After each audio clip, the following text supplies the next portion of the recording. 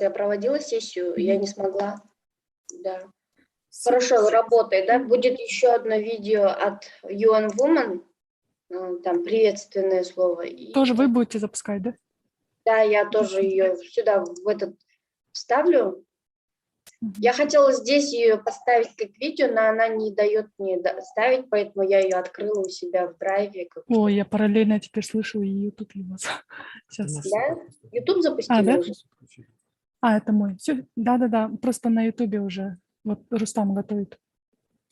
Все, что сейчас у нас происходит. Как бы мы справлялись с Рустамом? Лиза, нас, оказывается, на YouTube все слышно, как мы все готовим все это. Да.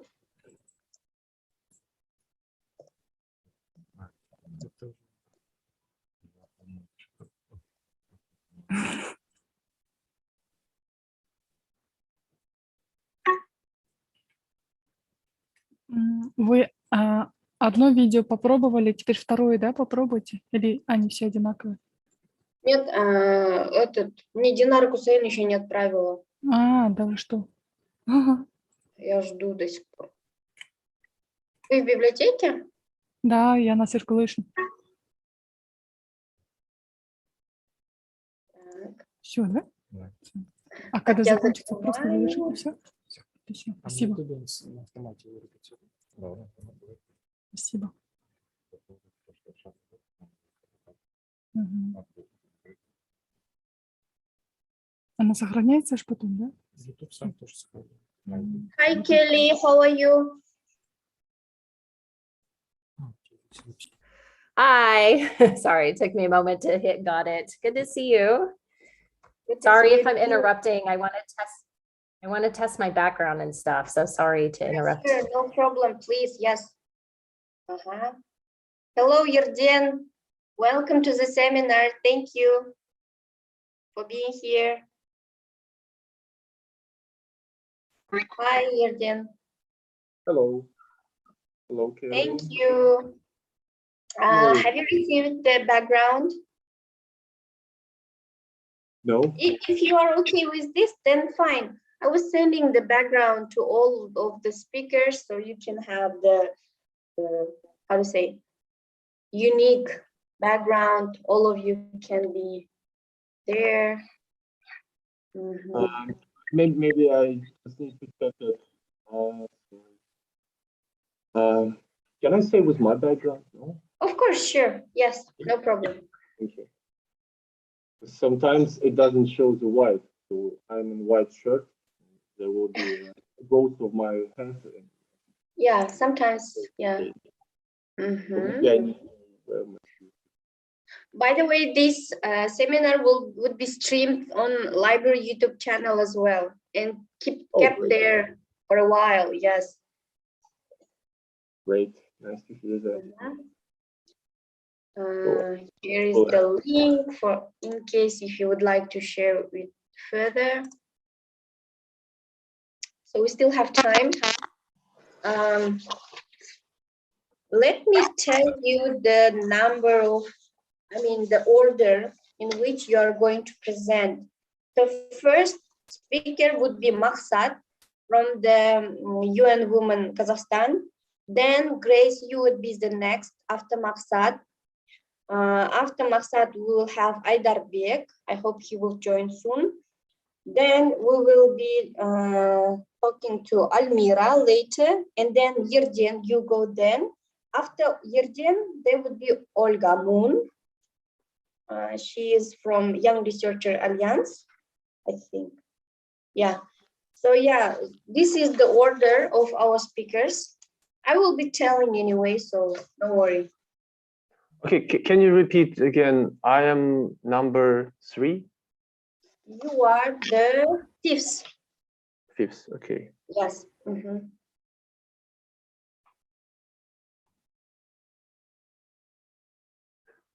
How many minutes do I have? Mostly we calculated, and it's about 10 minutes each speaker. Are you fine with that? 10 minutes each speaker. So because there are 6 speakers, and if each of you will speak 10 minutes, it's almost 1 hour. And then we have extra things like welcome speech. Yeah, thank you for clarification. I will skip some slides maybe then. So I need to present new system of post-vention, intervention. Okay.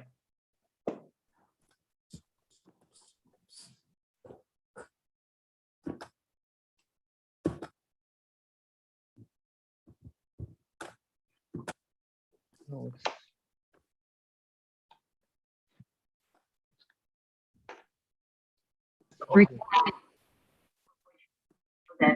What you can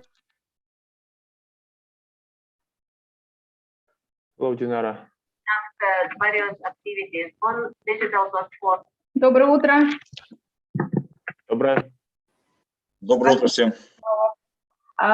Лиза, я вам только что выслала вот на Telegram, к сожалению, через WhatsApp почему-то не отправляется. Хотела вот спросить, получили ли вы? Угу.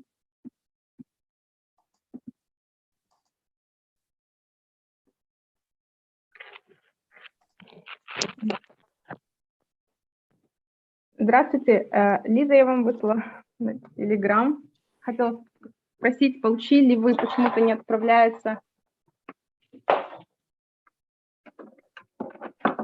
Динара, я Да. получила на Telegram, только я не знаю, как ее теперь на ноутбук переставить. У вас получится на Gmail мне отправить? Да, получится. Давайте сейчас отправлю. Давайте на Gmail, так будет удобнее. Спасибо. А Gmail у вас какой email, подскажите? Елизавета.камилова и new.kz. В смысле, на ваш рабочий, да? На почту, да. Угу, сейчас. Спасибо. Ага, сейчас, секунду. Елизавета, and can I show my presentation by myself? Yes? Of course, sure. You should have the presenting option. You can try right now. All of you can try, so everything is set. Okay. Petr Mikhailovich, we will be having a video welcome speech from UN Women head, and then you will be the next, just in case. Yeah.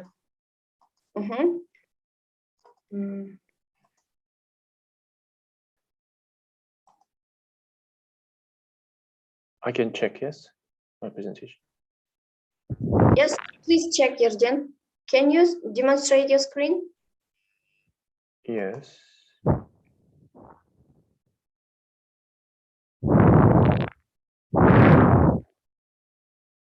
No. Yes. Just. Hello, Aydarbek. Okay. Welcome to the NU library.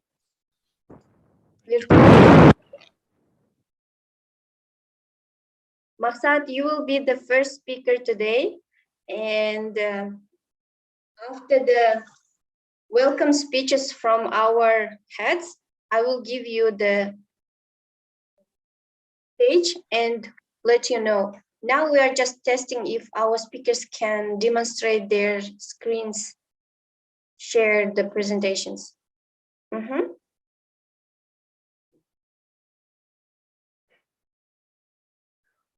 How to do that presenting mode?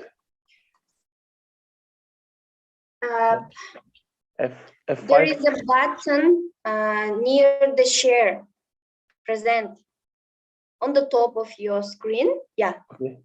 Can you see the yellow button share? And before the share, there is a button present. Go up.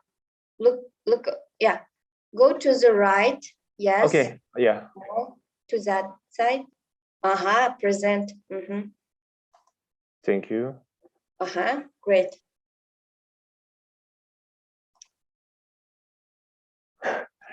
Thank you very much. All the time, I just forget about that. Okay, I am stopping this.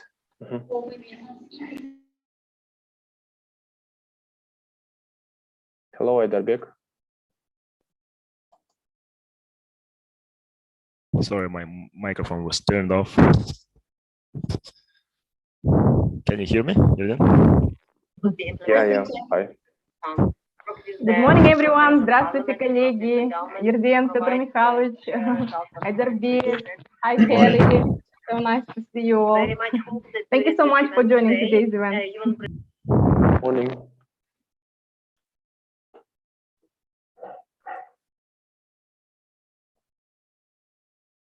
So we still have some more people to join. Let us give them a couple of minutes and then we can start. Sure. Dear Lisa, were you able, yes, to receive the video? I believe it was already mailed to you. Yes. Thank you.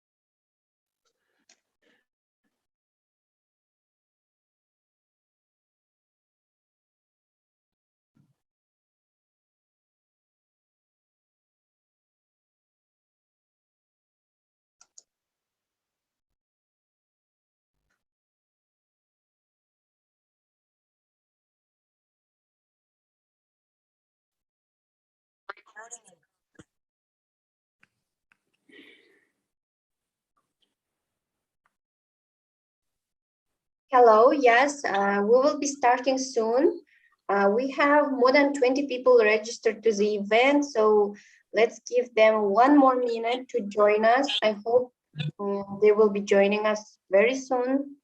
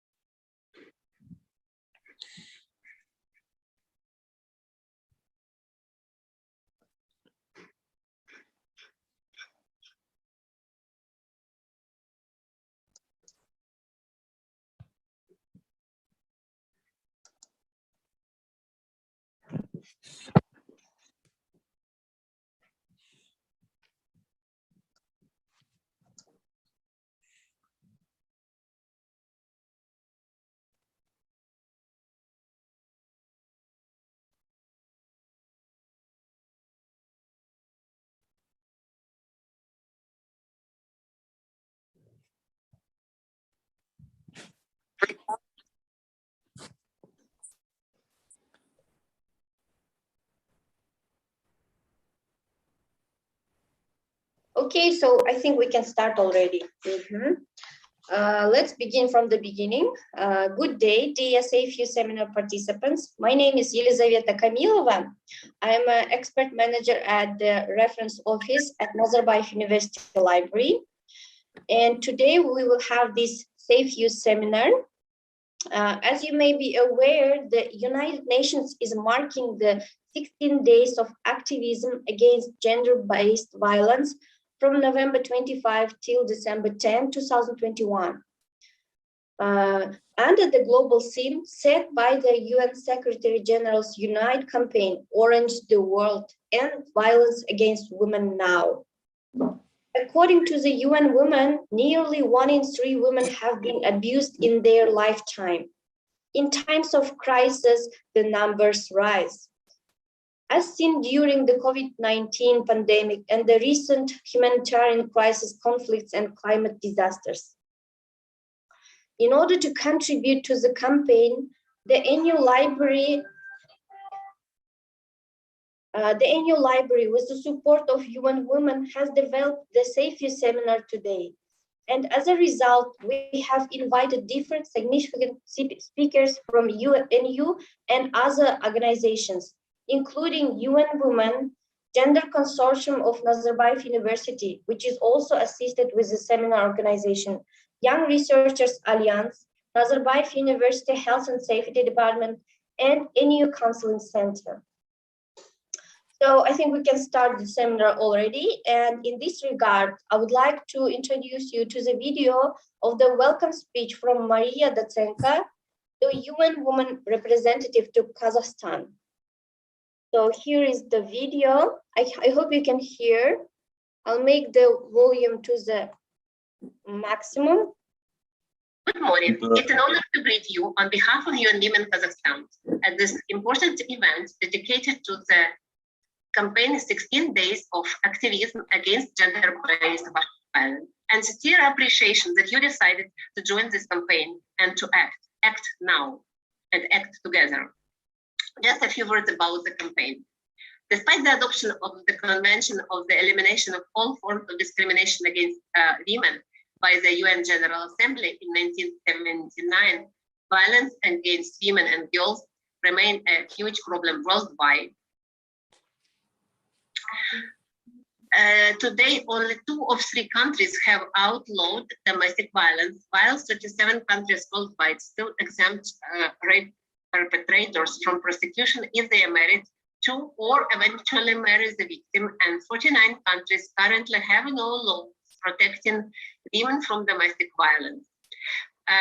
This campaign, why you will ask maybe why 16-day campaign starts on November 25.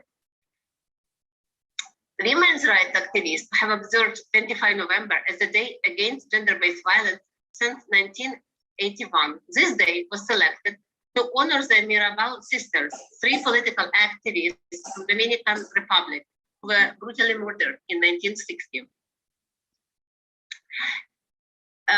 In 2000, the General Assembly adopted resolution officially designated 25th November as International Day for the Elimination of Violence Against Women, and in doing so, inviting governments, international organizations, academia, civil society, and individuals to join hands together and organize activities designed to raise public awareness of the issue every year on that day.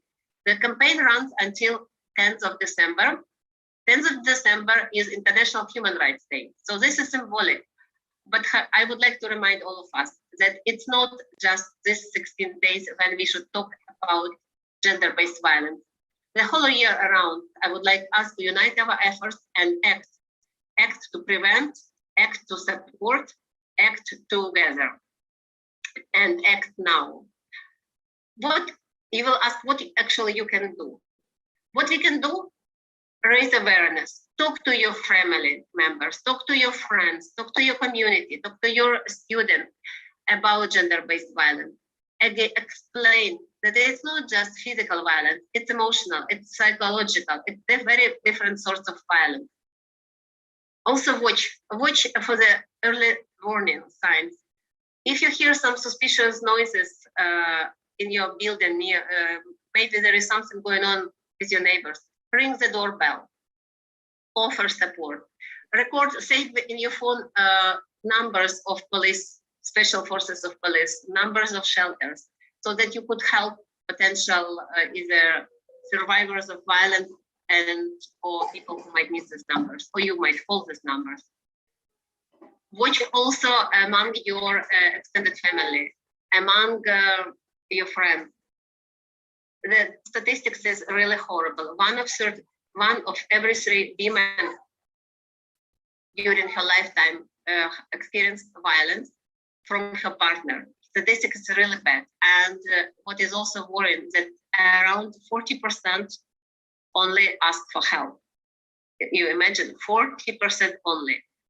I know in some countries it's even could be less smaller numbers, because it's like не выносить ссор из избы. So it's like private affair and the family should resolve it on their own. No, this is wrong.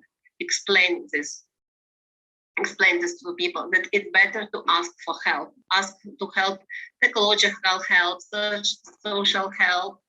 Police has special forces now, which are staffed by women, by female police officers who are ready to help, with whom women might feel more comfortable to talk. Also, girls experience different sorts of violence. Please also watch for that. What you can do also, again, in addition to raising awareness, you could conduct various activities on digital platforms, and also as this event today. Also, what you can do to talk to policymakers, because it's important to have proper legislation in place. And unfortunately, domestic violence is decriminalized in Kazakhstan in 2017, and the UN Women supports the government and civil society activities or advocacy campaigns to criminalize it. We very much welcome the recent decision of the president to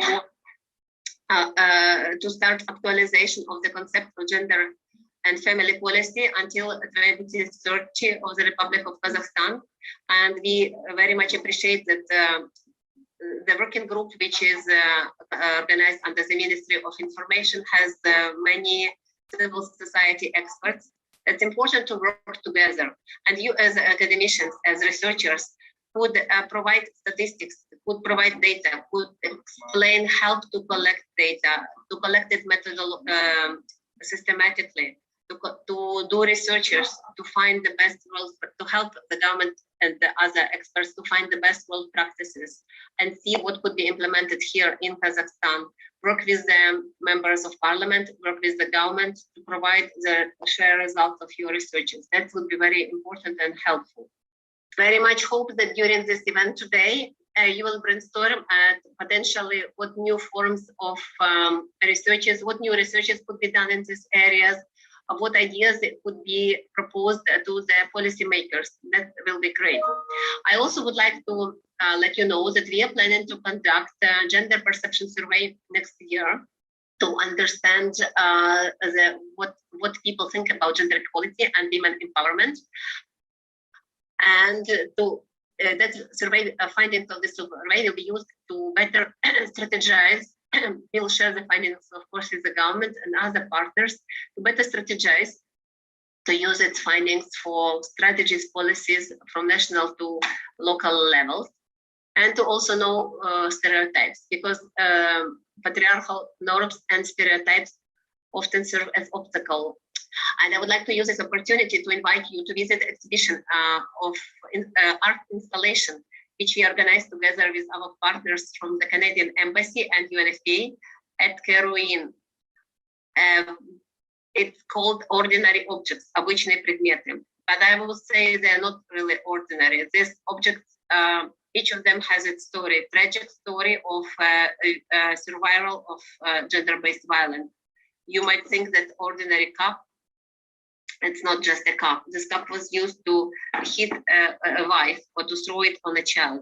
And these stories are really, really, really touching stories. So please visit this exhibition, invite your friends, your families. It's it's run in 3 languages in Keruin until December 10th. Thank you for your attention. Okay. Thanks to Maria for the speech. Actually, I was able to attend this exhibition 2 days ago, and those stories were so, deep and horrifying. I also suggest you to visit that exhibition and see those ordinary things which were used to do the violence, let's say. Thank you to Maria. And now, dear guests, I would like to give the next welcome speech to the general expert and the acting library director, Piotr Mikhailovich Lapo. Piotr Mikhailovich, stage is yours. Thank you, Elizaveta. Dear participants of the online seminar, Safe University, Safe for You, on behalf of Nazarbayev University Library, I express my gratitude for your choice of the library as a platform for discussion such an important global problem as gender-based violence, and for your participation in the event.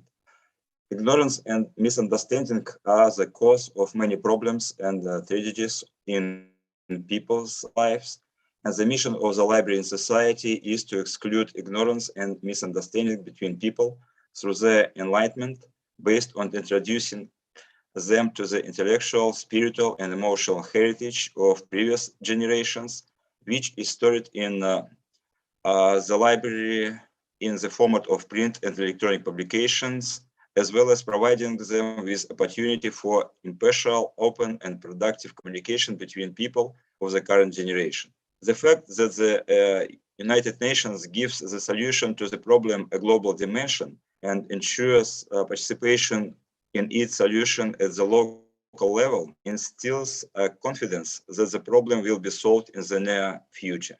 Following this approach, we are going to post a video recording of the seminar with subtitles, at least in Russian, on the YouTube channel of our library, so that as many people as possible have the opportunity to join the discussion, even after its end today. In my opinion, the key to a successful solution to the problem is also the striving of all people for happiness, and happiness, as one character in a Soviet movie said, is when you are understood. I would add that happiness is also when you understand yourself and other people. I hope that after this event, understanding therefore happiness in the world will be at least a little, but more. Let me end my speech on this optimistic note and wish you a fruitful and pleasant communication. Thank you for your attention. Thank you, Piotr Mikhailovich. Thank you very much. So I think it is high time to start the seminar, and in order to do that, I would like to give a turn to Maksat Baybekov, the project officer of the UN Women Kazakhstan, with the topic Socializing Gender Violence in Early Years Education. Maksat, I will stop the demonstration so you can share your screen if you have any slides, of course. I think the topic is not really mine. Mine was UN Women's sorry. Work. Oh, I'm sorry. Here is the UN Women Work on Elimination of Violence Against Women and Girls. Apologies, I just have so many speakers today. It's fine, it's fine. Dear organizers, dear members of the panel, dear participants, let me greet you all and thank you for participating in today's session. And also not just participating, but also raising awareness about such an important issue within the international campaign, 16 Days of Activism. Today, I wanted to talk about the UN Women's work, particularly in eliminating violence, all forms of violence and discrimination against women and girls. So one might ask, what does UN Women do? UN Women is short for the United Nations Entity for Gender Equality and Women's Empowerment. So I think the name of the organization speaks for its mandate. UN Women is a relatively new organization established in 2010, and it's dedicated to gender equality and understandably the empowerment of women. Gender inequality is pervasive, with women lacking access to decent employment and facing gender wage gaps. All around the world, women and girls are routinely denied access to education and healthcare. They're underrepresented in economic and political decision-making and suffer from violence and discrimination. A global champion for women and girls, UN Women was established to accelerate this progress on meeting their needs worldwide. So all in all, the ultimate goal is to ensure that every woman and every girl enjoys equal rights and equal opportunities and lives a life free from all forms of violence and discrimination. As it has already been mentioned by previous speakers, unfortunately, 1 in 3 women, they are subjected to either sexual or gender-based violence. And during the COVID time, unfortunately, violence against women is estimated to have increased 5-fold in some countries.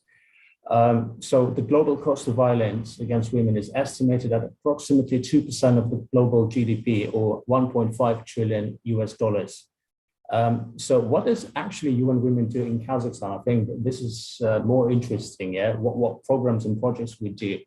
We have different areas that we normally focus on. We work with different government bodies, ministries, with civil society organizations, with human rights activists, business leaders, business entities, academia, to not just raise awareness about sexual and gender-based violence, but also we help the government to introduce new laws.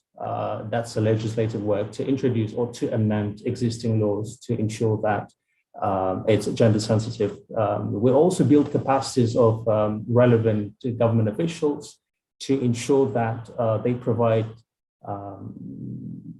comprehensive services to persons subjected to all forms of violence. We help the civil society in general as a frontline workers. At the end of the day, these are the people who deal with the beneficiaries, with women and girls, with survivors at the end of the day, with survivors of violence. But one of the major programs and projects that's being implemented at the moment is Spotlight Initiative. The Spotlight Initiative is a global multi-year partnership between the European Union and the United Nations to eliminate all forms of violence against women and girls by 2030. Funded by the European Union, the initiative is responding to violence against women and girls with a particular focus on domestic and family violence, sexual and gender-based violence, and harmful practices, femicide, trafficking human beings, including sexual and economic exploitation. The Spotlight Initiative regional program for Central Asia and Afghanistan, by saying Central Asia, all 5 Central Asian countries, harnesses the collective expertise, experiences, challenges, and energy of gender equality advocates from 5 Central Asian states, as well as from Afghanistan. This is done to advance legislative reform, policy dialogue and advocacy, technical assistance in the adaptation of most effective measures to address sexual and gender-based violence. One of the biggest pillars, so the Spotlight Initiative regional program consists of 5 pillars, and the 6th, generally speaking, works with civil society organizations. So within the framework of Pillar 6, designed to strengthen civil society organizations' capacities and support a regional women's movement, Spotlight invests in strengthening regional leadership, coordination, knowledge sharing, and networking of women's rights organizations to support CSO's collective and strategic engagement with governments and other actors within the broader Alliance for Central Asia on SGBV, or sexual and gender-based violence. I'm sorry, I think we normally try to shorten everything when we speak within UN Women. So SGBV stands for sexual and gender-based violence. So we're focused on increasing particularly institutional and organizational capacities of civil society organizations. We provide small grants in Central Asia, but also in Kazakhstan, and within the first call for proposals, which was conducted, I think, in November last year, and in March we were awarded 4 civil society organizations with grants. And these grants are mainly aimed at building not just their institutional and organizational capacities to effectively provide comprehensive services to survivors of violence, but also to ensure that they do it in accordance with international rules and regulations to be more effective, especially during the COVID times. During the 16 days, during the actual campaign, one of the events that we would like to conduct would be, one of them is knowledge sharing session. One of our grantees, for instance, on the 6th of December, one of our grantees will present its research on the prevalence of violence in the Karaganda region. With further recommendations to the government, to civil society organizations, how to ensure that this issue is tackled in the most effective and efficient manner. On the 7th of December, there's going to be another knowledge sharing platform where another grantee will present the knowledge materials, knowledge products, 2 products, in fact, one for lawyers working at crisis centers and NGOs, how to effectively provide legal counseling, legal services to the survivors. And the second knowledge product is targeted at the psychologist, how to ensure that the services provided are good enough, taking into account the recent developments, the COVID, because sometimes not all survivors can go to the crisis centers themselves. So the knowledge product is mainly how to provide those services online, via phone, and so on and so forth. We also will conduct short video interviews with influencers on sexual and gender-based violence issues, gender equality, women empowerment in Central Asia. And there's going to be a meeting, sorry, not a meeting, a visit of a Russian singer, Manizha, pop singer. She's also a women's rights activist in Kazakhstan and Kyrgyzstan. Like, she will meet the civil society organizations, the activists, bloggers, so as to raise awareness of the 16 days of campaign. So this is it. I hope I managed to meet the time frame. Thank you.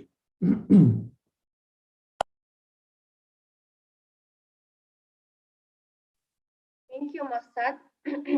I would like to say that we will be having the Q&A session after the speakers will finish their parts. And if you have some, please write them down and keep it till the end. We will be discussing a lot. So our next speaker is Dr. Grace Kelly. She is PhD and teaching fellow in Foundations of Leadership and executive committee member of the Consortium of Gender Scholars.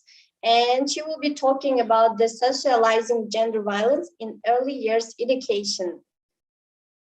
Dr. Grace Kelly, the stage is yours. Please try if you can. Thank you. 10 minutes. Yeah. Thank you so much. Thanks, Maksat. That was really great information as well. It was really interesting to hear what's going on. So I'm going to share my screen. I come from a bit more of an academic space. And so I'm going to be talking about briefly the socialization of gender violence in early years education. And it may sound strange to place an early years education presentation within a higher education space. But I'm going to talk about how this early years education space is kind of a building block, has building blocks for gender-based violence that persist throughout a child's life. So I'm going to give you the takeaways right up front, and I'll go back and visit them later. This is based on the work that I do primarily in Cambodia, but I've done global work as well in looking at gender socialization within early years programs. And the takeaways really are that gender violence is socialized very early, and that it is embedded in notions such as play and flirting. And I'll talk a little bit about the ways that it's perpetuated and accepted as well in these early years programs. I suggest that there's a feminist socio-ecological framework that can help interrogate the components of gender-based violence, or what I call gender-based aggression, in early years programs as a way to really holistically examine what's going on in these embedded processes. And then if there's time, I'm going to suggest supporting women's agency and early learning programs as a potential pathway for decreasing or addressing gender-based aggression.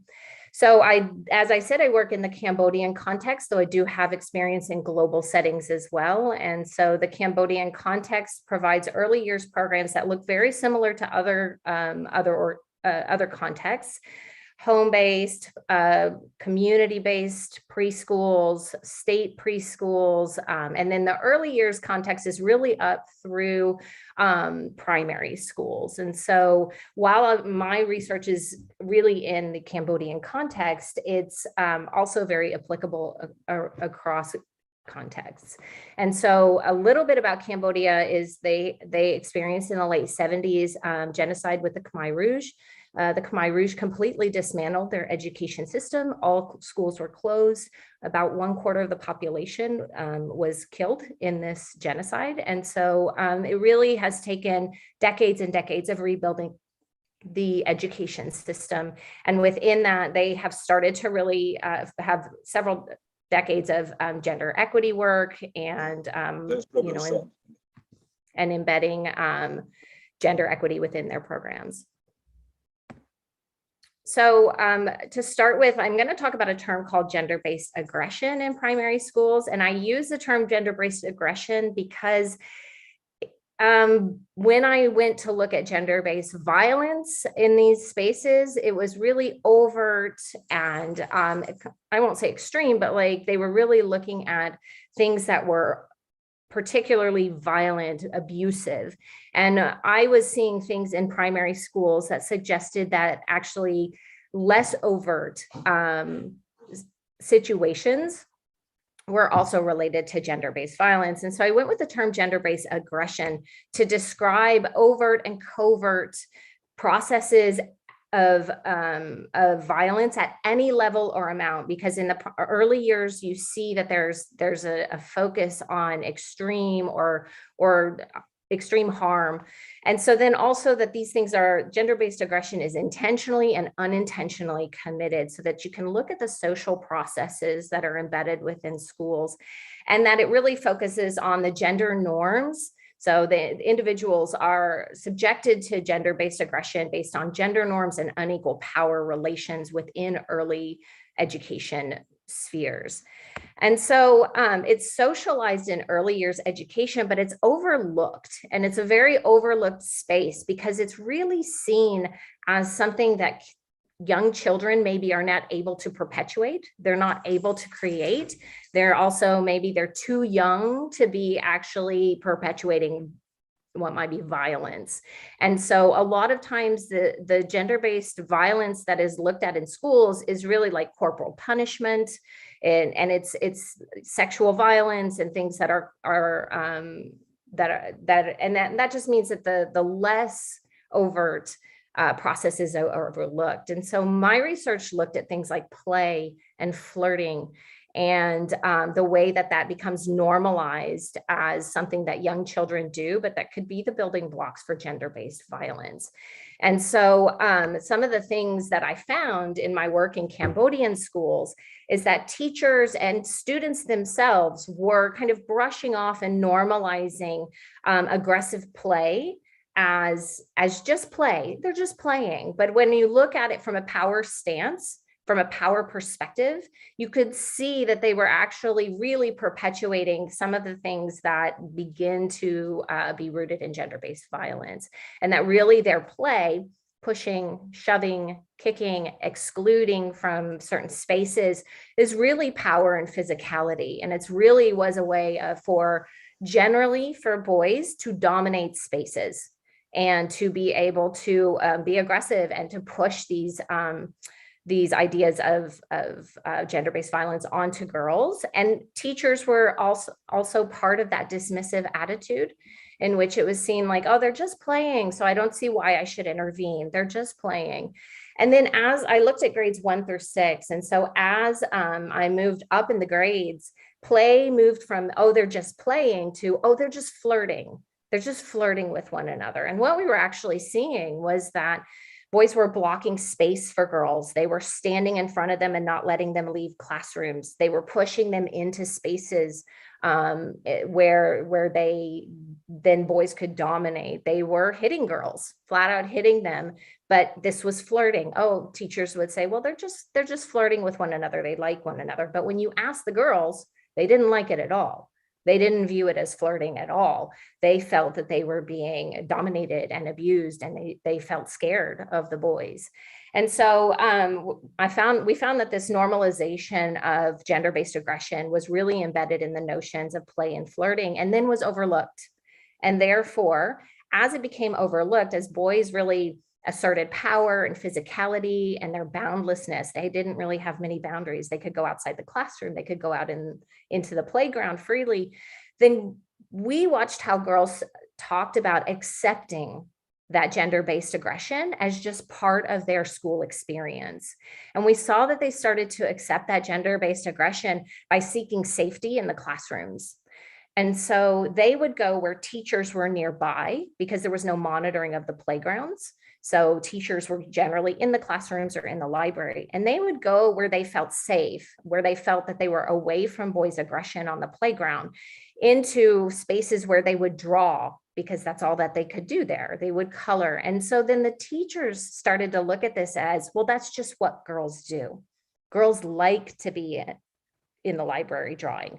Girls like to be, playing quietly next to the teacher. But when you looked at it from grades 1 to 6, what started out in grade 1 is like there was a lot of physical play. And as you got up through the grades, girls started retreating more into classroom spaces. It started seeking safety more away from boys who would hit them with the soccer ball, boys who would call them names, boys who would play these what might be termed rough and tumble games. And so then what happened as well is they started to retreat from the playgrounds, from the spaces of play, from the power, physicality, and boundlessness. They also, when they spoke up, they were blamed for the aggression, the flirting, right? And so they were told, like, if they went and told a teacher, they were told that they were just flirting. They're just flirting with you. If a girl hit a boy back, then the girl got in trouble, so we found that girls stopped contesting the aggression that they were receiving from boys because it didn't do them any good. And in fact, it got them in trouble. And these things were not, the teachers were not bad teachers, right? The teachers were not being bad people. These things are so deeply embedded that it looked to them that they happened to see the girl hitting the boy. Well, you shouldn't be aggressive towards the boy, but they didn't interrogate further as to what was going on before that. Or if they did interrogate further, they said, oh, he was just flirting with you. And so, or they were just playing. And so girls started to talk about the way that they sought safety by their teachers, but the way that they also were blamed when they contested this gender-based aggression. And so what I saw over the course of 1st to 6th grade was this progression of the building blocks of gender-based violence, where boys learned that they could perpetuate power, physicality, and boundlessness, and girls learned to accept that power and accept that aggression by seeking safety and blame. And boys who were not perpetuating the power also fell victim because they were silenced. So boys who fell outside of hegemonic masculinities, they didn't get to tell their story. They didn't get to speak up. They didn't get to contest because they were silenced, because it wasn't believed that they would be victims, that girls were victims of gender-based violence.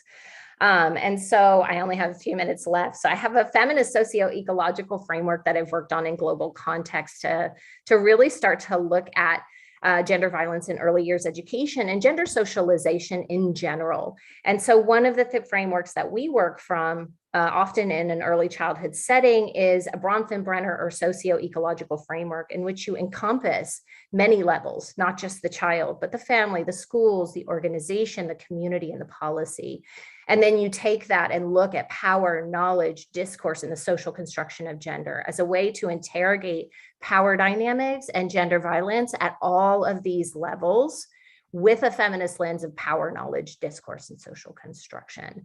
And so just with my last, I have 45 seconds on my clock. It may not be true, but one of the things that brings this outside of the classroom and into a socio-ecological framework is looking at mother's agency. And my dissertation looked at mother's agency in early childhood education programs and how increasing their agency within these programs decreased justifications of child abuse. And so that there's this link between mother's agency and child violence and justifications of child violence that early childhood programming could actually begin to support. And the implications here are that these are embedded processes in higher education. They're embedded and they've been going on for a very, very, very long time. And the main thing I want to say is it may not look exactly how you think it should look, right? It's not obvious. It may not look like the way that you think, it may not always look the way that you expect gender-based violence to look. And so again, I'll go back to the takeaways. Gender violence is socialized early, embedded in notions like playing and flirting. I suggest an interrogation of it using a feminist socio-ecological framework and supporting of women's agency in early learning programs. Thank you.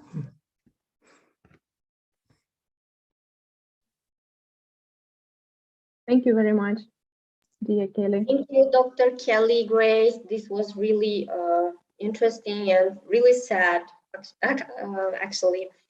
Thank you for the presentation and keeping the time, of course. Thank you so much. Next speech would be given to Aydarbek Kincibek from the Department of Environmental Safety and Labor Protection. He is the Senior Manager for Environmental Protection, and the speech would be about workplace harassment and violence prevention. Aydarbek, the stage is yours. Thank you, Elizaveta. Okay, let me start sharing my screen.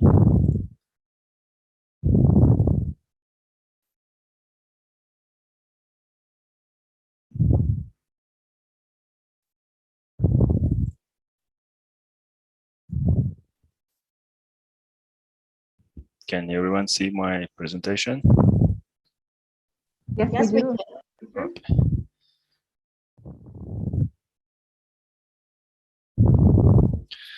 Okay, thank you. My name is Aydarbek. I'm a senior manager at the Department of Environmental Safety and Labor Protection. And today I'd like to briefly mention about what is being done at the Nazarbayev University to prevent workplace harassment and violence. Although it is not directly related to today's webinar, but I believe it has some relation in terms of harassment against women, because we also have employees, not just men, but also women. So as an employee of the Nazarbayev University, I cannot discriminate them, but eventually we may see higher rates of harassment and violence against women. Luckily not at the Nazarbayev University, but I'm talking overall about the Kazakhstan, about the entire country. So why it is important for occupational safety and health to control the workplace harassment and violence? So because it causes stress, depression, anxiety.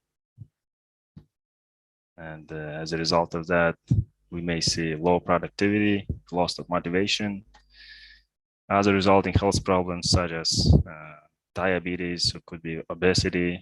And because of that, we may see increased rate of absences and dismissals among employees. And last but not least, assault and suicide. And it's not a surprise that the entire world, you can see like how one student enters his school and starts shooting everyone, or an employee grabs a gun, shows up in his office and starts killing everyone. It seems like for no reason, but if you dig into deeper, you may see that the cause was actually started like from the stress or because of the harassment or some kind of violence. So how it is controlled? We have different policies and the very important one is the Code of Ethics, and it has been reviewed at the Nazarbayev University very recently. A lot of new things has been added, developed, and the main idea is actually control the harassment and violence. And also we have additional resources as counseling at the Health and Wellness Center, which my colleague Yerden will elaborate more deeply and more specifically what they do to help our students and also our employees. Also, we have various types of health insurance plans, which covers our medical checkups. And we also have mandatory liability health insurance, which also covers workplace harassment and assault in case if something happens during conducting their professional duty. And also, we make sure that our HEC, HR, and top management is easily approachable. And we have channels for reporting, including anonymous and direct reporting. Also, we have health and safety instructions, and we make sure our security and some of the specific staff members, including resident assistants, always residing on campus, have different types of instructions, and they know how to act and how to react in case they witness or they hear harassment or violence, including violence against women. The Code of Ethics is very important document, which all the other things actually can be controlled. So it shows zero tolerance to harassment and violence, discrimination and bullying, including nepotism and corruption. Yes. Can I interrupt you? Because I think you should change your slides. It's not changing? Scrolling the slide, yes. Could you please scrolling it, because we only see the front page of the presentation. Oh, I see. It's because on my screen is actually changing the presentation, but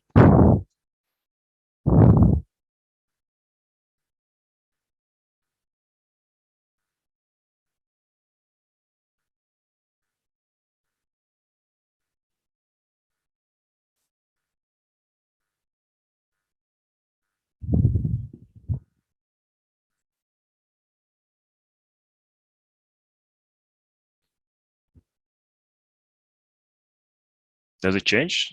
Next slide, no? Not yet. So far, we see a black screen. Probably like uploading or in the process. I think you have to unshare and reshare again. Okay.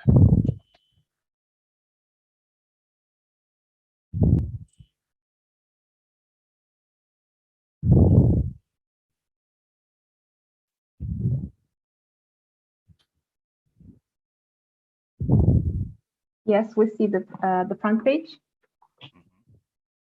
Okay. Yeah, there right? you go. Okay. Okay. Okay, let me start from the beginning. So, as I mentioned, why it is important for occupational safety and health, because it causes stress, depression, anxiety. And as a result of that, we may see a lot of like high rate of low productivity, loss of motivation, and other resulting health problems, absences and dismissals, assault and suicide. So how it is controlled at the Nazarbayev University?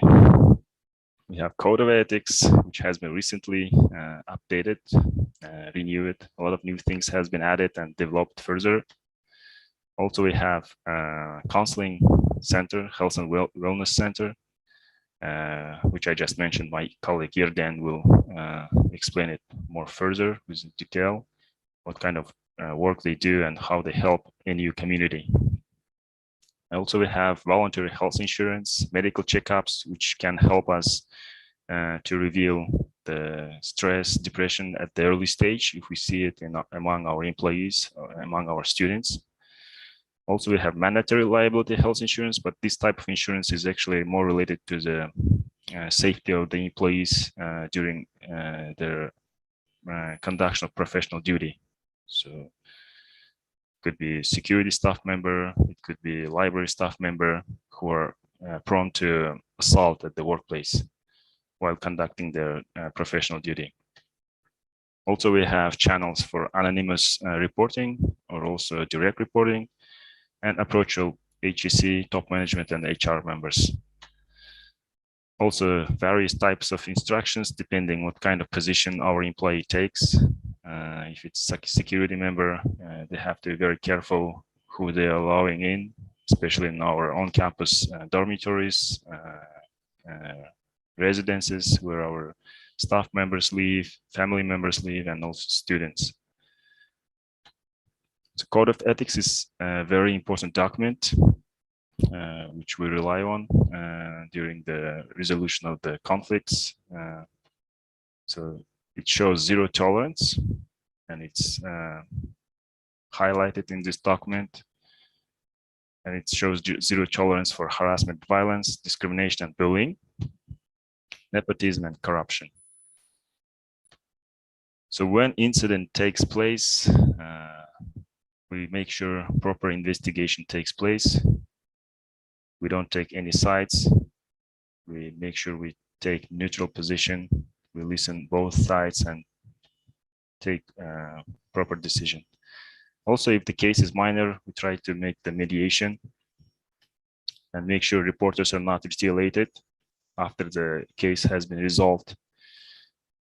And if things doesn't work out, reassigning, disciplining, firing, or exclusion can take place. So I did my little research throughout the country.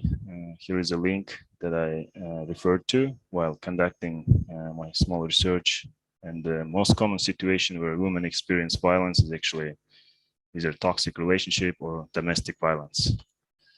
And here is the numbers. So you can see the overall trend is actually going up, but there's like waves of every 4 or 5 years, the numbers are actually piking up. But so I don't know either these numbers are correct or it's like there is a high suspicion among these statistics. Actually, also on this web page, they mentioned that every year 400 women die because of the domestic violence, particularly in Kazakhstan. So how this problem could be solved, we also wonder at the Nazarbayev University, and I think there is no universal solution. There are a lot of different solutions, like you can see literally many different solutions on different directions. So the conclusion was actually there is no universal solution, but it could start early from the family, just like Dr. Grace mentioned in her presentation, and further developing the individual, like increasing his awareness, why it's important, why we need to take care about preventing the violence against women. And society also has to be very careful and criticize whenever they see or hear violence or harassment against women. So thank you for your attention, and I tried to keep it short. So if you have any questions, thank you. Thank you, Aydarbiak, for such an interesting and valuable information, because we all learned about the things that you are doing in the Department of Environmental Safety and Labor Protection. Thank you. And as I said, we will have Q&A session after the speakers will finish their parts. Now, I would like to share with you the presentation, not presentation, the video presented by UN Women.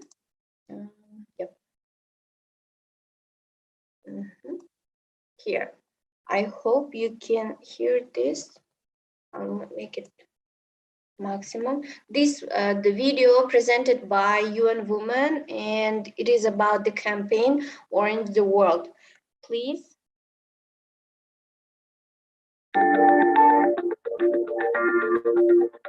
Today, on the International Day of Elimination of Violence Against Women, we stand together to reconfirm our commitment to end violence against women and girls.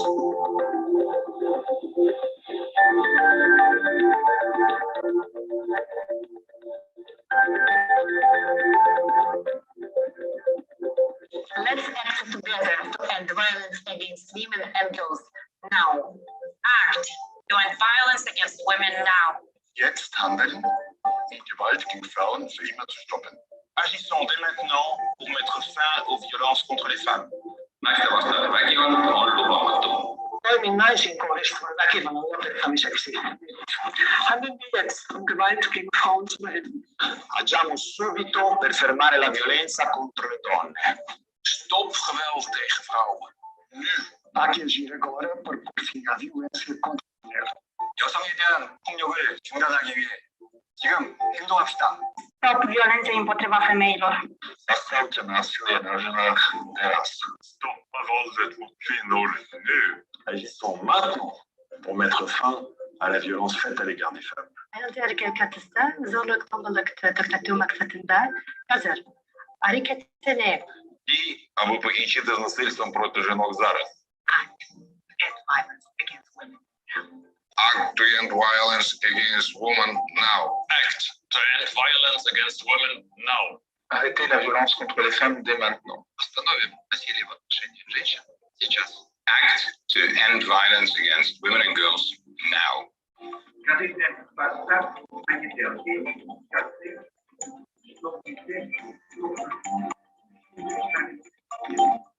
Zorluk zombalıkta to'xtatish uchun hozir harakat etamiz.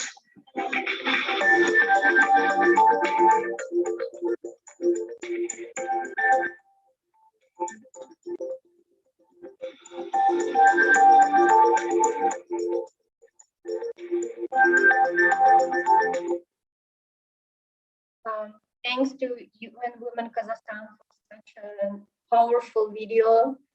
Let me close it now.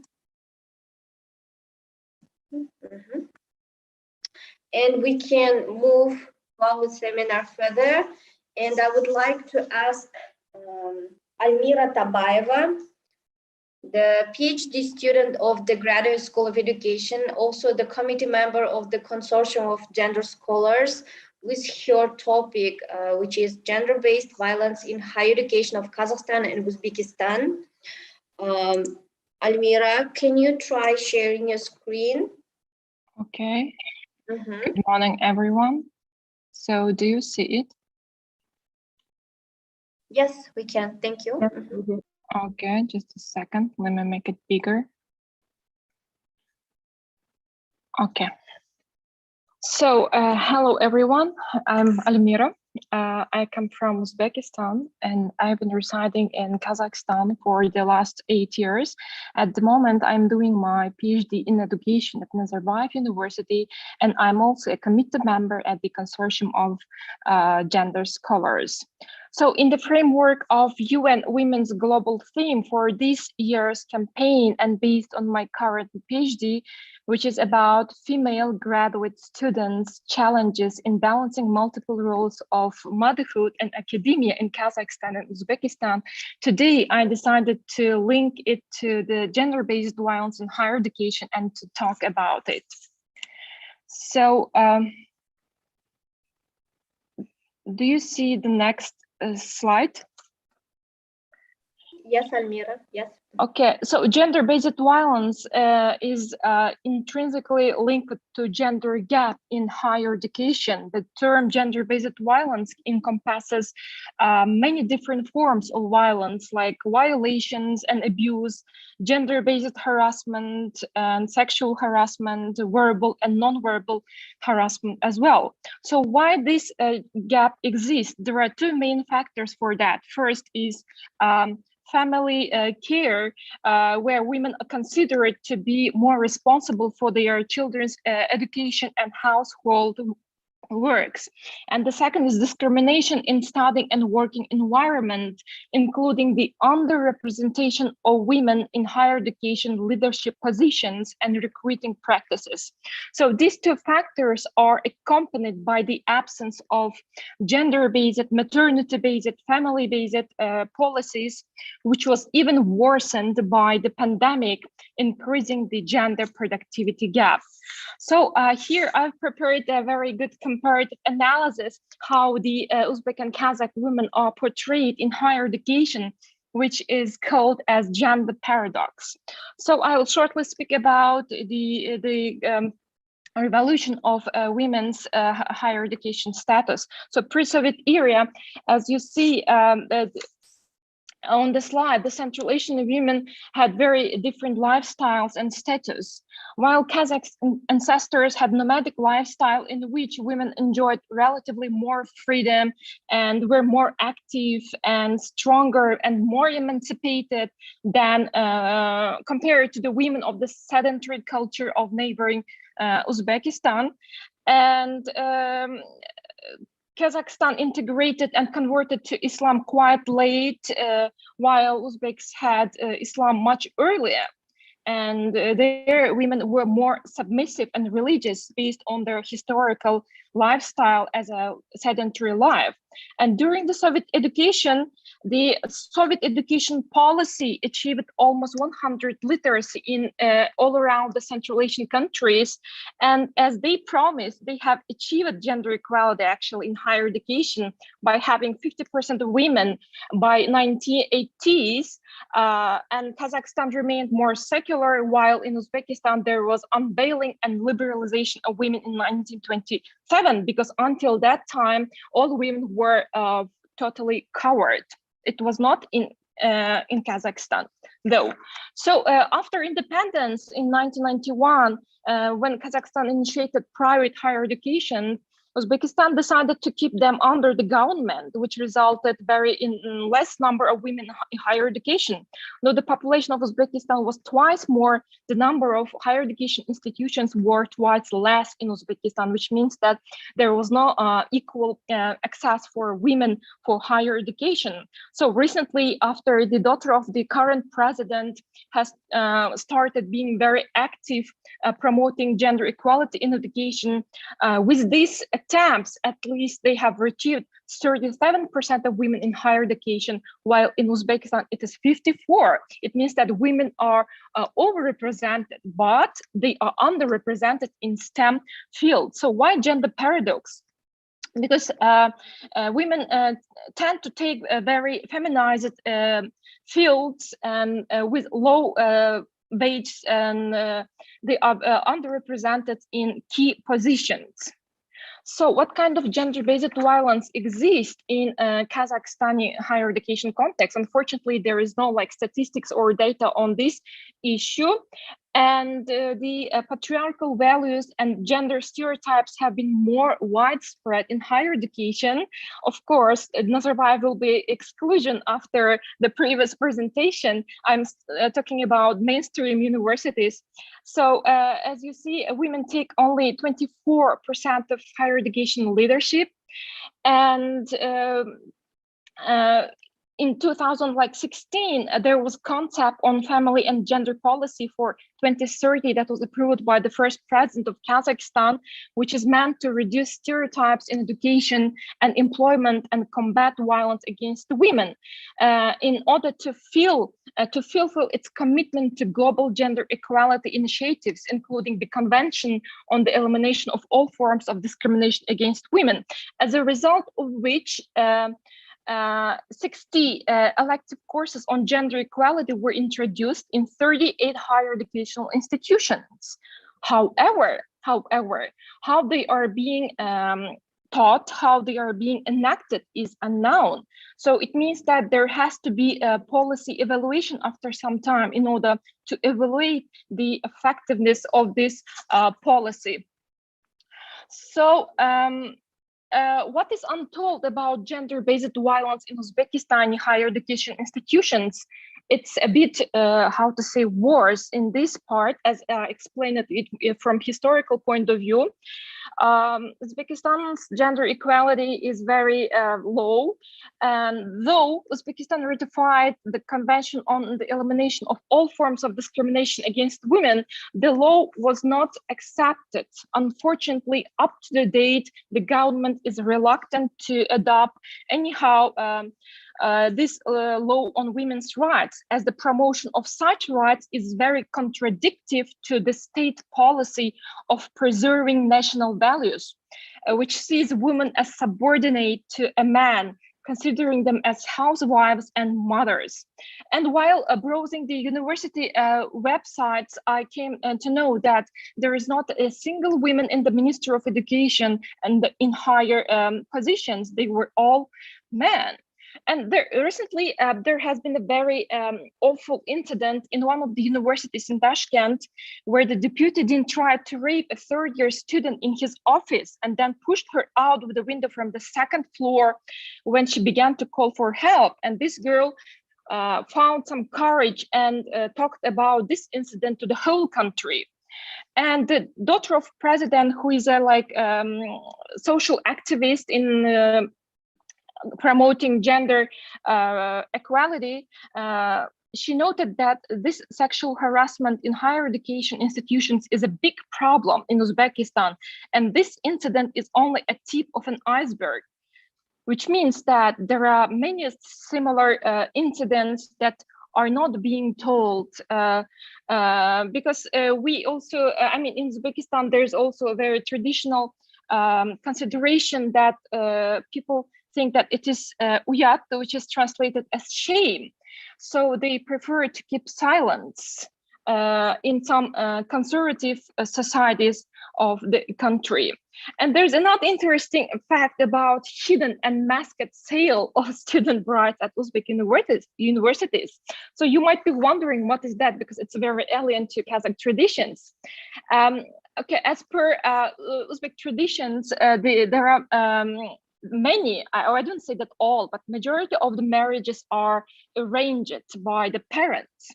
So the matchmakers or the marriage brokers, in Kazakh, it will be kudalar, usually the mothers of the groom with their friends. They visit the university, they observe the girls for a long time, they select the potential bride and take her address and with details and go to the girl's house.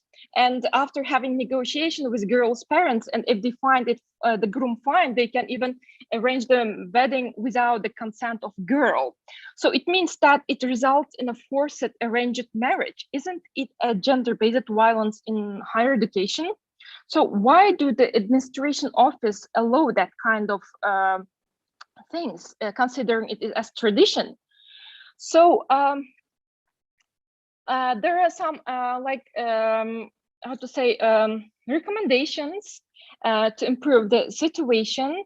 As we know that in both countries, as in many other countries, there are women's committees, organizations, but in these countries, they tend to work only on safe areas like child marriages or something that is not sensitive, and there should be top-down policies. And here we have to admit that Central Asian countries have failed to recognize gender-based violence on campus, again, except in Nazarbayev University, maybe. And I think there should be an in-depth overview of research and practice on gender-based violence in higher education. For example, the United Kingdom government task force set up in 2015, and the universities are becoming more aware of the issue. As you see on the slide, there is a book recently published where academic practitioners and researchers provide the first in-depth overview of research and practice in gender-based violence in universities and implications of implementing the related policy and practice. So the United Kingdom gives an international perspective, making it of direct use to discussions of what works in preventing gender-based violence. So for example, in Ireland, Sweden, and Belgium, there are research funding organizations whose primary functions are to raise awareness about gender-based violence in higher educations. So as there is a lack of first-hand data in this local context on this very sensitive topic, I would suggest to have investigations into the national higher education sector, initiating the national surveys and drawing up national frameworks, and then based on this collected and analyzed data to set up rules for prevention and support. And here we should not forget about the ethno-relativism approach, because as it has been noticed there have been many like policies that have been taken from Western countries, and we cannot like directly implement them. We should take into consideration the local context, culture, and create our own approach to develop and prevent students who start in higher education institutions from gender-based violence. And here is some references that I have used. Thank you very much. Thank you, Admira. This was really shocking statistics and stories, and overall, thank you for the information. It was really interesting. So our next speaker, I would like to present the Doctor of Philosophy, student of University of Oxford, and the member of the Young Researchers Alliance, Olga Moon, with the topic Gender in Kazakhstani Research and Science. Dear Olga, the stage is yours. Thank you so much. I haven't finished my PhD yet, so I'm not a doctor yet, but I'm in the process of collecting data and analyzing the information on the knowledge production in Kazakhstani science and higher education sector. So yeah, I'll just take a note of the time. I do not have slides, so I was asked to just share my thoughts, experience, and emerging findings from my ongoing research. So it's quite interesting, yeah, and quite sad indeed to learn about existing problems related to gender. However, my research also shows that these issues, for example, of gender stereotyping in early childhood education, gender exclusion and violence against women in Kazakhstan higher education and science, it exists. So this issue is not unique neither to Uzbekistan, nor to Kazakhstan, nor to other countries in Europe and around the world. So I was particularly curious about many presentations today, but my master's thesis focused on early childhood education and textbooks in Kazakhstan. And my findings resonate closely with the findings of Dr. Kelly Grace.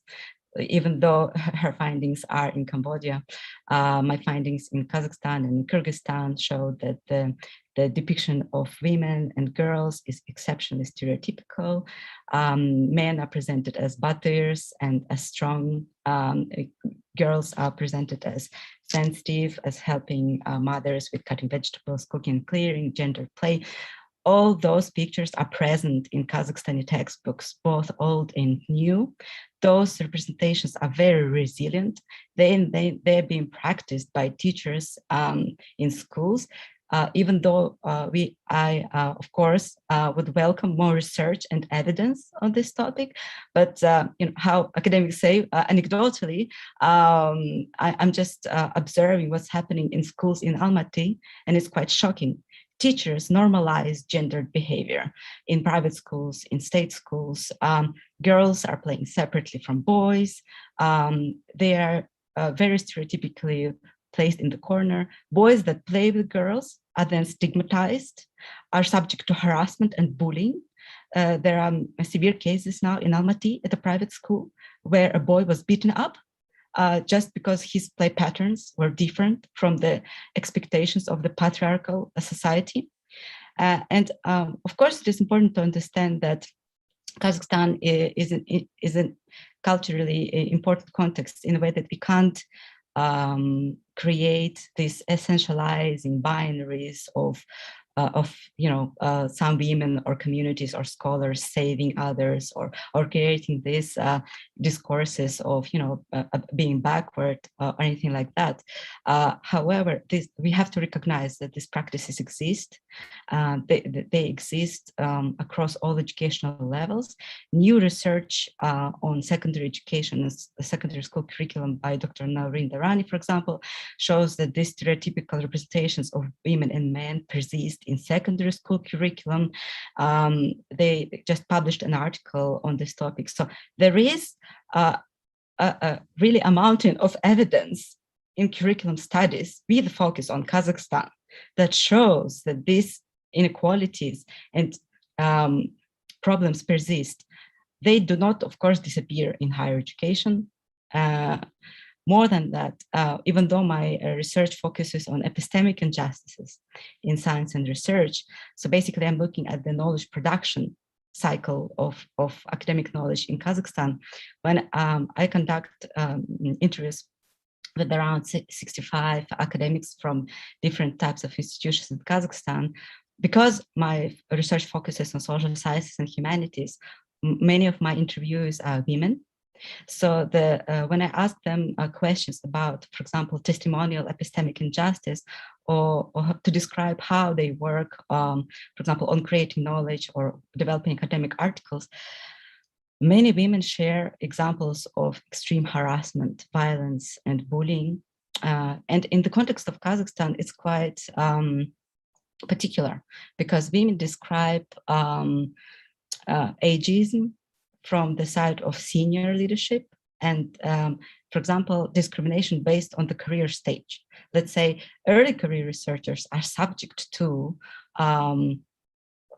problematic behavior from the side of the senior leadership, who could be both women and men. So this aspect is coming up in interviews quite frequently. Participants do share stories of harassments and violence across all institutions, both elite, state, and regional universities. No university in Kazakhstan is immune to these issues, even though when some technical mechanisms exist, in many ways during the processes, these mechanisms do not protect women. So for example, or not only women, but people who complain. For example, let's say a student complains against harassments in a university, then a panel is, looking at the case. However, it's very rare that a student's complaint is taken seriously. It's very frequently then that a person's complaint is taken more seriously if that person is staff, not a student. So then HR takes some action against this case. Of course, I know my time today is limited, but important aspect that I also want to highlight today is a lack of intersectional approach in addressing gender-based violence and discrimination, lack of representation in Kazakhstan. It's very frequently we talk about gender, but we do not talk about ableism, disabilities, ethnicity. In a country where 40% of the population are not ethnically Kazakh, we rarely see policies, diversity and inclusion initiatives to include women who are, let's say, not of titular ethnic group. This problem is exceptionally serious in all spheres, in government, higher education, in who gets a chance to get a scholarship either to study locally or to study abroad. We see a new group of academics who have received education abroad, who are predominantly of one ethnic group. So this is a very serious concern, especially for me, because I'm a diversity and equality expert. I work with Oxford University on a level of university leadership to develop inclusion programs for Black students, for students of ethnic minority backgrounds. And I'm really very upset to see that this discussion is not taking place in Kazakhstan. So there is a discourse on the importance of diversity, then with look at the practices, and discourse and the practices are quite divergent. So just to conclude, there are cases of, I wish I would just talk about epistemic processes. However, the exclusions that many people face are not only epistemic. So they are quite severe cases of discrimination of students with children, lack of support in universities to student mothers, lack of facilities, chronic lack of funding to gender-based research, chronic lack of support to students, and especially considering the demographic of academics in Kazakhstan and recognizing that many students have children. It's quite it is as if the higher education policy in the country rejects the demands of the majority of the scholarly community. So in this case, how can we talk about epistemic processes when some participants tell me there is no proper seat in the library for me? for example, after giving birth, or, you know, there are some basic lack of infrastructural support to academics. And of course, it would be good to see more research on this in order to see, well, epistemically just research practices in Kazakhstan. So why are some topics off the table? How can we produce a more inclusive knowledge-making space? If you talk about epistemic inclusion, epistemic justice, epistemic pluriverse. So what is the role of, let's say, libraries in monitoring what are the practices in developing syllabi across universities, who are cited, what books are on display in the library collections. All those processes, they shape understanding of students. Of course, this process is socialized, and there are, of course, some commendable, great new research initiatives that take place. And just to conclude, I would like to see more of those research initiatives that would adopt an intersectional lens with a focus on ethnicity, age, citizenship, disability, the rights of migrant women in higher education in Kazakhstan, the inequalities in salaries between, let's say, foreign faculties and local faculty. All those issues, they shape the knowledge production cycle in Kazakhstan universities. Kazakhstan higher education is not, you know, built in a sort of in a capsule. It's a part of the global unequal knowledge creation process. So how can we really have this dialogue that could be both inclusive but also respectful? So in a way, without some, you know, experts sounding patronizing to scholars in Kazakhstan who have been an activist pursuing the research on gender equality for decades. So this knowledge exists in Kazakhstan. It's important for us to be aware of it and to be responsible for the knowledge uptake, and indeed focus on this issue by self-reflecting on our own practices, that says English-speaking academics or professionals, but also in relation to some of the trends that are so prevalent around the world, such as, you know, diversity, equality, and intersectional lenses, and how can we really have a discussion of a more nuanced level in Kazakhstan on that as well. So thank you. Thank you, Olga, for such a deep and meaningful presentation. Thank you so much. I hope we will have more time for Q&A, and I believe our participants will have questions to you. But now we will be talking, we will be listening to Yurgen Nurtayev, the PhD in psychology and senior psychologist in Health and Wellness Center at NU, with the topic NU Health and Wellness Center Kea. Yurgen, the stage is yours. Hello, everyone. Yes, that is very important things which we are talking today. And as you may see in that emotions is growing. Yeah? And for me also, this is very touching things, because when I was a student, I was volunteered in crisis center, which also called the care center, and Zaboта in Russian, Podrugia. So, well, my presentation will be about preventional work with what we do in our university Health and Wellness Center. So let me first of all talk about our center. So we are a psychological counseling center, which was created as a structural subdivision at the Department of Student Affairs in 2012. In 2017, we became a separate department.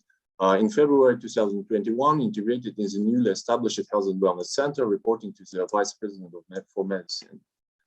Well, mostly our goal is providing group and individual counseling, orientation session for students and parents, assistance in adaptation of the students, and providing comprehensive aid to students in crisis, anti-stress events and campaigns, trainings and seminars, development of booklets or informational sessions, as today, for example, to improve psychological literacy and psychoeducational of students, faculty, and staff. Also, we have a red folder, recognize, respond, and refer students in distress program. collection, analysis, and statistical processing of information obtained during the center's activities, and participation in developing and implementing a set of measures, preventional measures. So what kind of information I can give at this time? For example, in new fall 2020 remote learning survey, there was a very high rate of anxiety and fear, difficulties in relationship with others, difficulties in relationship with home and family, depression, physical or emotional violence.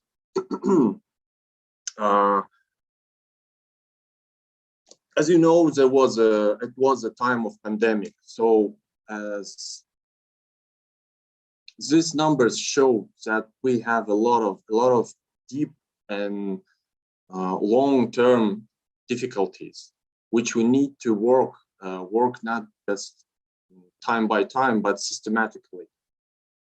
For example, statistic of requests for this period from 2017 till 2020.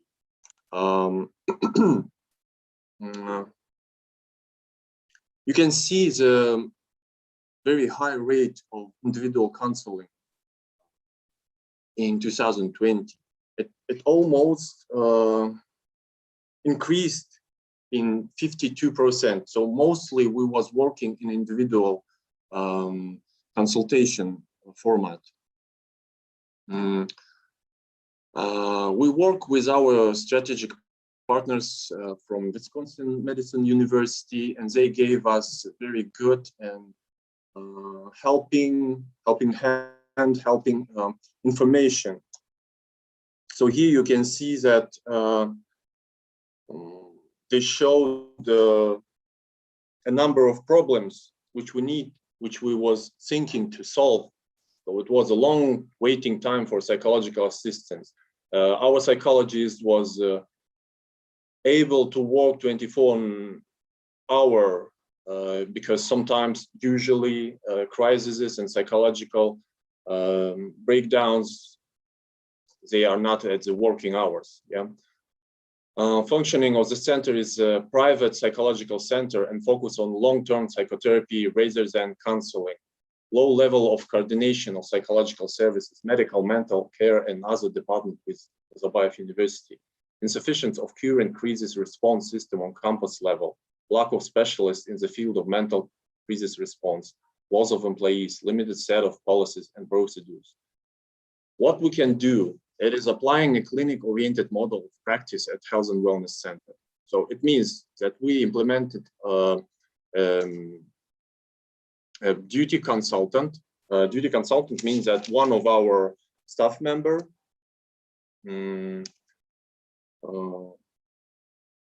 conducting an initial assessment of the clients, like triage sorting according to the scale of mental health, to determine the level of the crisis and the appropriate type of necessary psychological and psychosocial support. Applying a triage system for navigating appointment wait time, and shifting focus from providing long-term psychological services, not urgent, to helping persons in crisis, short, intensive, and goal-oriented intervention. Creation is a multidisciplinary team. It is psychiatry, psychotherapy, psychology, social worker, and nurse to provide a comprehensive psychological service and monitor persons of concern, and adopting the rules of Psychological Counseling Center of the Health and Wellness Center. So what do we do right now? Our main task, application of the crisis preventive technologies. It is early identification of individual with suicidal risk, crisis state, with depression, behavioral pathology, addiction, and other mental disorders. Observation and rehabilitation, organization and conduct of specialized psychoeducational events focused on the student environment and faculty members, provision of emergency psychiatric and psychotherapeutic assistance, timely detection of the crisis, pre-suicidal period, relief of already developed suicidal behavior, and prevention of death, suicidal attempts. So it is a preventional work and interventional. Sometimes it is post-vention. Introduction of post-ventive assistance technologies to persons who have attempted suicide, preventing repeated suicide, providing psychological medical assistance, as well as providing psychological psychiatric assistance to relatives. And monitoring and analysis of the situation in terms of crisis conduct conditions, planning and coordination of joint activities with health and wellness and other departments of the Life University help students in crisis, domestic violence, students from social vulnerable category. At this time, before that, there was how to say a SHEM, yes, I don't know is that correct one, which work like students, Department of Student Services, well-being group, faculty, they just contact to our manager and then go to the psychologist. After that, psychologist will refer them to the special ambulance, suicidologists, psychotherapists in our university medical center, psychiatrists at governmental polyclinic, and to the Center of Medical Health of Mental Health Hospital. Now this system works much faster. So students and faculty and DSS, they just inform well-being group, or they can directly go to the DIT consultant, who will refer them to the psychologist or multidisciplinary team or psychiatrist or suicidologist or special ambulance. So how it works? Starting from October 25, duty consultant available via Skype, and working hours from 8:30 till 5:30. So students can get the necessary information. Psychological help is not required. Make an appointment for a consultation with psychologists, make an appointment for a consultation with psychotherapists, provide curtain instruction in case of difficult mental state or in case of crisis. So this information brought to all students, and we send it via email, and it is on our webpage in student portal. Since 2018, amount of time, we start closely cooperating with the DSS, DSA at those times. Now it is DSS. So psychologists have facilitated accommodation of students experiencing domestic violence. Since April 2021, Health and Wellness Center has been constantly participating in the meeting of the Task Force on Student Accommodation. So our role to help in emergency accommodation of students in extenuating cases due to domestic violence risk. We need to break this cycle of abuse. So we try to be preventional, but usually, unfortunately, a lot of cases, they became when we need to interact, when we need to intervene. So what is the cycle of abuse? The first step, tension building. The second is the way, the pattern of how someone in family, how someone in a relationship meets his tension. So it is verbal, emotional, physical abuse, anger, blaming, arguing, threats, intimidation. This third point, reconciliation. Of course, abuser sometimes may apologize, give excuses, blames the victim, denies the abuse occurred, or says that it wasn't as bad as the victim claims. And the fourth stage, incident is forgotten, no abuse is taking place. And maybe sometimes they have this feeling of honeymoon or rebuilding relationship. But we know that it might be habitual, it might become a negative pattern. So the first step, why we think that this preventional work, this interventional work, very important, is that we need to break this cycle. The first we need to take care about the safety of our students, the safety of our employees. So in this crisis situations, health and wellness center is a good place to go. So it's a good place where where students can talk about their difficulties, not only students, but also faculty members and staff members. Thank you very much for your attention. That's about prevention and postvention. Thank you, Yerden, for the presentation. It was really interesting to learn about what measures and tasks are done by Health and Wellness Department. Thank you so much. Before we move to the Q&A session, I would like to ask all the participants of this seminar to turn on the video so we can have a photo shoot, if you don't mind. Yep. So anyone who would like to join, I would like to make a screenshot of the picture, like 1, 2, 3, smile. Okay, thank you. Thank you so much. And now I would like to give a turn to Dinara to start the Q&A session, where our participants can ask questions that they have to our speakers. Dinara, please. Hello, everyone. Сәлеметсіздер ме, құрметті қауым. Ең бірінші Біріккен ұлттар ұйымы әйелдер құрылымы атынан сіздерге алғыс айтқым келеді.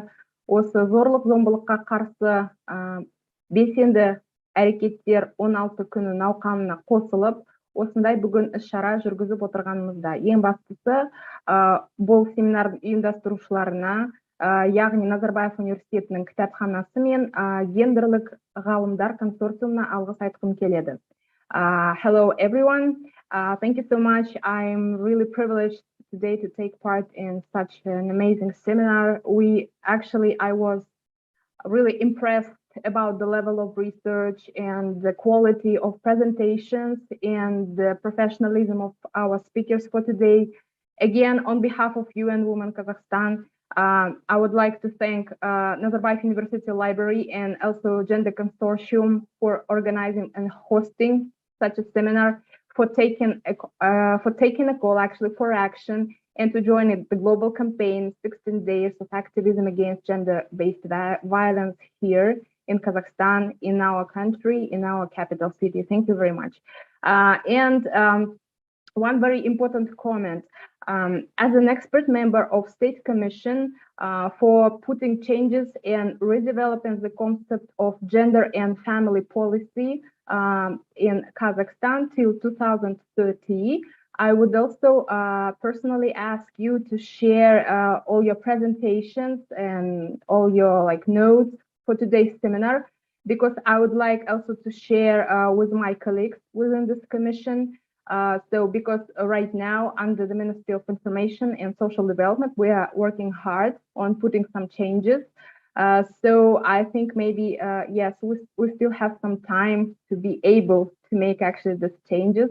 Yes, so to make these changes work. So that would be really great.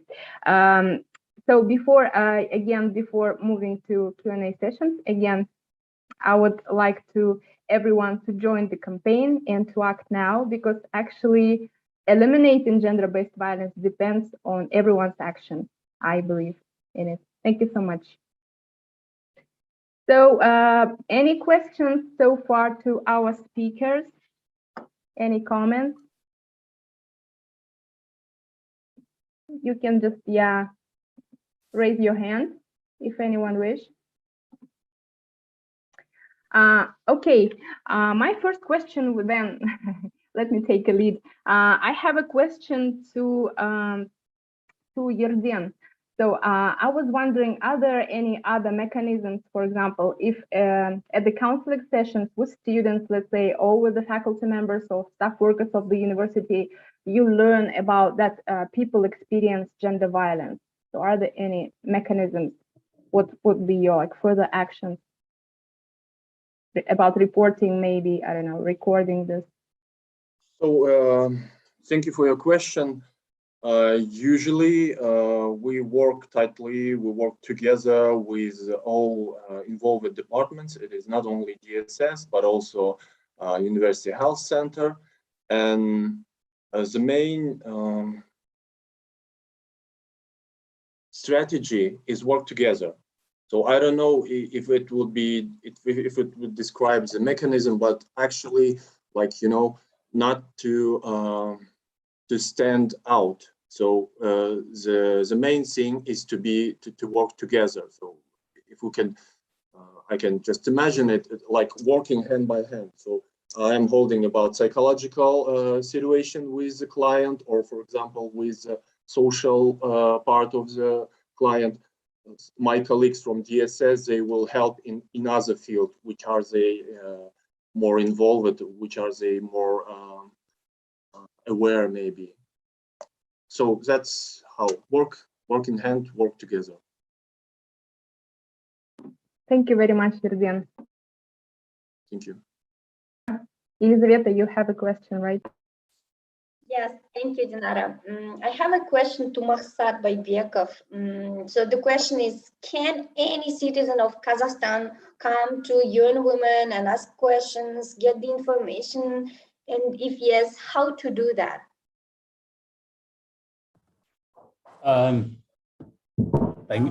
Elizabeth, yeah, thank you very much for the question.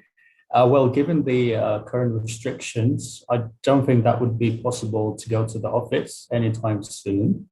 But again, we have our own page on Facebook and social media on Instagram as well. We have UN Women for Central Asia and UN Women in Kazakhstan.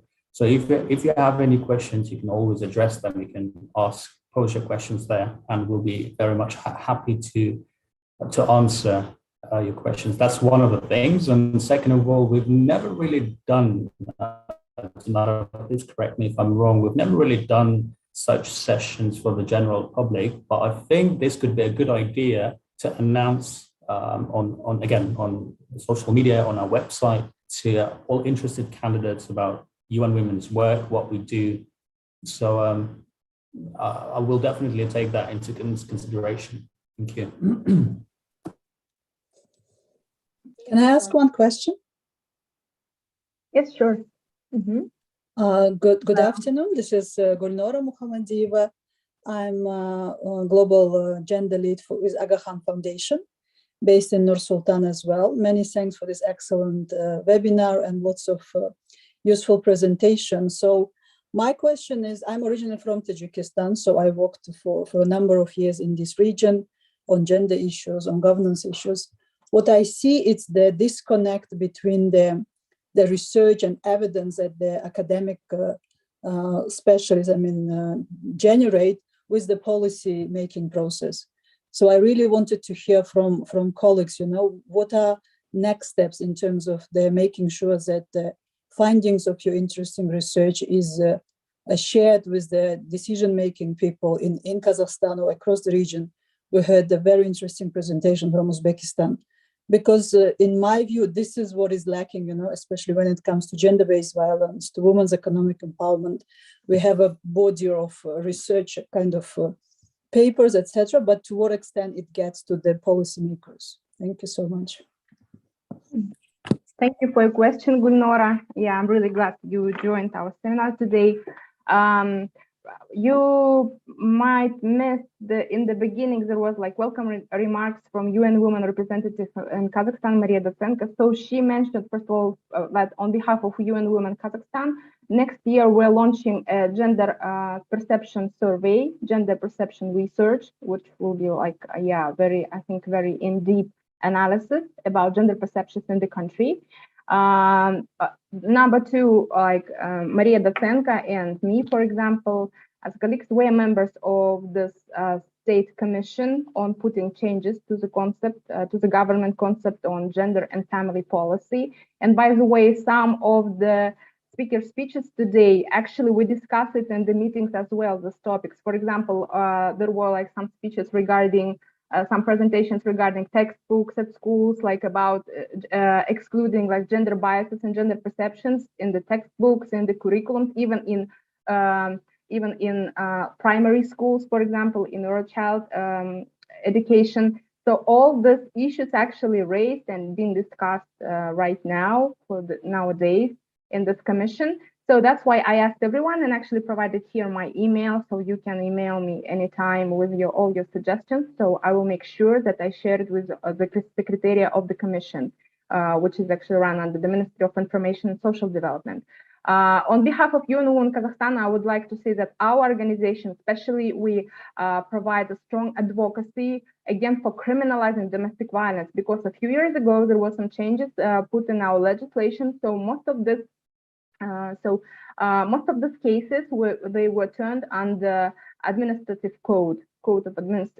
administrative code of the country.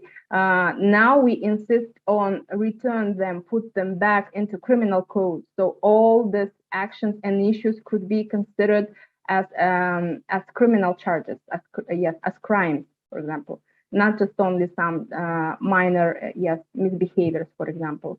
And even though regarding the fact that most of domestic violence cases, including gender-based violence cases, even if they are not considered as crimes, from crime statistics, I would say that during 10 months of 2021, in Kazakhstan, we had 48 women killed in domestic violence, and overall more than 1660 different gender-based crimes, I mean under criminal code, against girls and women during 10 months of the year. And recently we also received the statistics from our office, UN Women Office in Central Asia. For Central Asia, the shared statistics would be, general statistics is 340 reports to the police about different gender violence cases every day. So it includes all the Central Asian countries. So of course, these numbers are actually, yes, they are alarming, really alarming. And in the beginning, again, of the presentation, there were some figures. I think it was Aydarbiek probably in your presentation, right?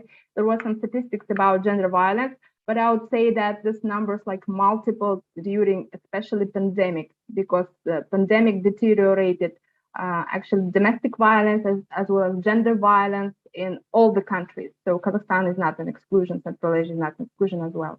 So thank you.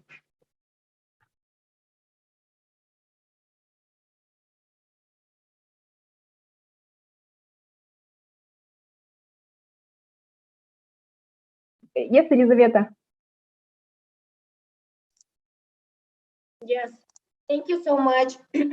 Thank you. Dear participant, is there any other questions? I can actually also respond to Dilnora's question. Gulnora, sorry. Sure. So I think from my experience, what has helped to facilitate the communication between policymakers and researchers, in my case, was belonging to the Young Researchers Alliance, for example. So there are a lot of great initiatives now. I'm more familiar with the context of Kazakhstan that support knowledge sharing between academics and policymakers. There is a Soviet Молодых Ученых that has been developed in Kazakhstan, where researchers can also communicate. So I think there are commendable initiatives that do take place. And I guess sometimes there is a lack of communication between all sorts of different researchers, right? That's why we have to create a more, a stronger research community. And Kazakhstan, for example, has opened the KERA Association, the Kazakhstan Education Research Association, where that communication also could take place. So yeah, in my case, this helped me to share some of my findings and then also attract Thank you so much. Yes, thank you so much. I think what is missing also, I mean, in this region is more research and studies on masculinity. So understanding the behavior of aggressors, you know, we know all the underlying factors. We know that the stress levels are high, poverty is high, unemployment, etc.